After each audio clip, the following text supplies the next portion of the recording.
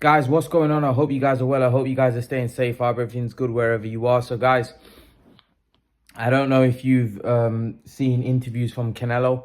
Canelo has gone on to say and slam certain critics that say that he's ducking Charlo and Benavidez. And he says, what do those guys offer me? He goes that those guys bring nothing to the table for me. I'm fighting champion after champion. I want to fight guys that create legacy.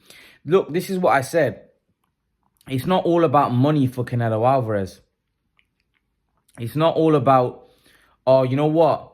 I want to fight. I want to fight for money. I want to get the biggest deal. It's not. It's about legacy as well.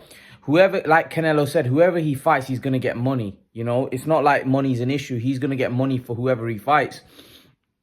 But Eddie Hearn made a good point. If you look at the run from when Canelo's fought like champion after champion after champion, Danny Jacobs, IBF champion, Sergey Kovalev champion. And then the report asked him, well, Sergey Kovalev was kind of old. Well, he said, that's not my problem. He was a champion, wasn't he? Then he fought Golovkin, Jacobs. He fought Callum Smith. He fought Billy Joe, Caleb Plant. Now he's fighting Dmitry Bivol. How can you knock that run? How can you knock what Canelo's done? How can you knock and bash this guy when his record is there for everyone to see? His record is blatantly there for everybody to see. And I don't know how fans can constantly criticize this guy because he fights the best. You know, let's be brutally honest. He fights the best guys out there. And he deserves a lot of credit and respect for, you know, him constantly looking to push and create history and create a legacy in the sport that's unparalleled. So he's right when he says, like, for Charlo and Benavidez, what do they offer me? They offer me nothing apart from money, like he said, but they don't really offer me anything. They're not champions. They don't offer me. Dmitry Bivol is a champion. You know, he's a guy that is a champion. And as Canelo pointed out, most hardcore boxing fans know that Bivol is a champion. What does Andrade bring? Nothing. He brings nothing. You know, Canelo would just be defending his world title or his belts against him. But with Bivol, he's going to be fighting Bivol for his belt at light heavyweight. He's going to be fighting Bivol for his belt at light heavyweight. So, to be brutally honest with you, Canelo's right when he says, these guys offer me nothing. He goes, they want to fight me for a payday. Yeah, all of those guys want to fight me for a payday. I can understand why they all want to fight me. Payday. Yeah, and he's right. They all want to fight him for a payday. Because they know Canelo brings a huge payday. So, Canelo's right when he says, I'm fighting champion after champion. Basically, Canelo's fighting guys that offer him something. And that's in terms of legacy. You know, Benavidez and Charlo offer him nothing in terms of being champions. They're not champions. So they don't offer him anything. He said, I beat all the champions at 160, 168. These guys aren't champions. These guys are just regular, you know, contenders. So why do I need to fight them? They're not even champions. They don't offer me anything. I don't care what the people say. They don't offer me anything. For my legacy, I want a legacy where I'm fighting champion after champion after champion. Now he's fighting Golovkin. People are going to say, well, Golovkin's a massive fight. They have history. That's going to go down in the history trilogy, one of the greatest trilogies, if he fights him. That's a legacy defining fight. Golovkin is seen as one of the greatest middleweights of all time. You know, Andrade or Charlo, they ain't seen as that. They ain't seen as that. You know, Golovkin's been one of the most dominant middleweights of this era, this generation. You know, neither of those names have been that. You know, so the point Canelo's making is he's fighting guys for legacy. He's fighting guys that are offering him something. Now, would I like to see, look, if Canelo is probably going to look to fight like Makabu or someone in December if he's successful in his both fights. And even Makabu, although people don't like that and I don't like that fight, is Makabu offers him something. Like, I don't see him fighting John Ryder because John Ryder don't really offer him anything. there's a good chance that he might fight Makabu because Makabu offers him something. Makabu is a cruiserweight world champion. So he offers Canelo Alvarez something. These guys don't offer him anything. And I get where Canelo's coming from when he says Charlo and Benavidez offer me nothing.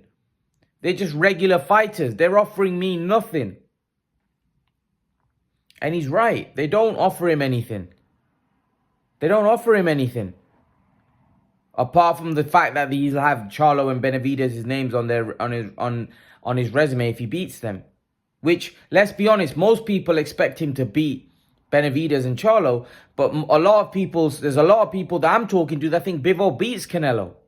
So the point I'm making, Canelo can't really win because if we're honest, right, most of the hardcore boxing fans view Bivol as a much tougher fight. A lot of them are looking at it and thinking, whoa, Canelo could lose this fight. But if he had fought Charlo and Benavidez, they may have been bigger fights financially, possibly. But are they really competitive fights? Maybe. I don't think so, though. Bivol is a very competitive fight because Bivol is a great boxer and he's bigger than Canelo Alvarez, much bigger. So, people were already saying if he fights Charlo, right? Oh, well, Charlo, that would be a cherry pick. Many people were saying it. That, if Canelo fights Charlo, it would be a cherry pick. Right? A lot of people were saying that. And if he had beaten Charlo, the excuses would have been, oh, well, Charlo is, first fight, Canelo cherry picked him. He never fought at 168 and he moved up and Canelo fought him and he beat him. So that's a cherry pick. That's what people would have said. So Canelo wouldn't have got credit for that. So this is what I mean. Canelo's right when he says it doesn't matter who he fights. He's in a no-win situation. But like Canelo said, this is about me. What do these guys offer to me? What do these guys bring to the table for me? What do these guys offer to me? And he makes a good point. You guys answer that question. What do those guys offer to Canelo? What do they, apart from a fat check, what does Charlo bring from a legacy point of view? What does Benavidez bring from a legacy point of view? The answer is nothing, really, when you think about it. Because Charlo and Benavidez aren't the best guys that he's fought Golovkin. He's fought Lara. He's fought, Jacobs. He's fought Kovalev. He's fought, now he's fighting Bivol. What do those guys bring? From a legacy point of view, what does Charlo and Benavidez bring? Apart from a fat check, which we know Canelo isn't struggling for a fat check. We know Canelo ain't struggling for money. We know Canelo Alvarez has got plenty of cash. We know that. So what do those guys bring to the table that excites Canelo? And the answer is not a lot. So Canelo Alvarez is looking to fight champions after champions after champions.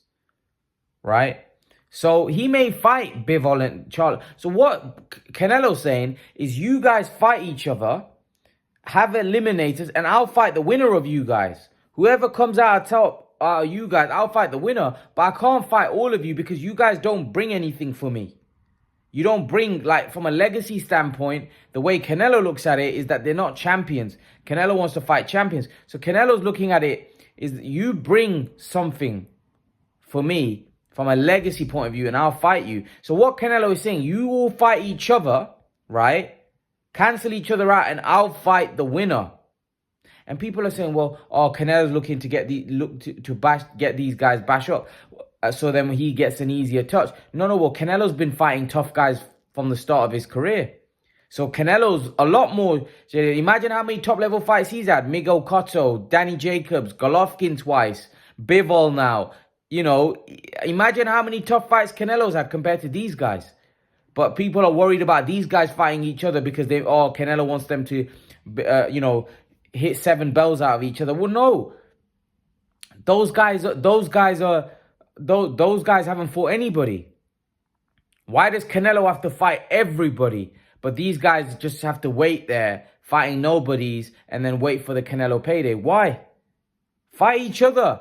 Fight each other and put yourself in a position. But none of them are willing to fight each other because they know if they lose, the Canelo payday is gone. So they're not willing to take that risk. And that's what it comes down to. Willing to invest in yourself and take that risk. Neither of them are willing to do that. And that's what it comes down to, unfortunately.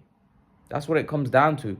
That's the simple fact. But leave your thoughts, guys. Let me know what you think in the comment section below. Let me know what you think. And I'll see you guys in the next video. Peace.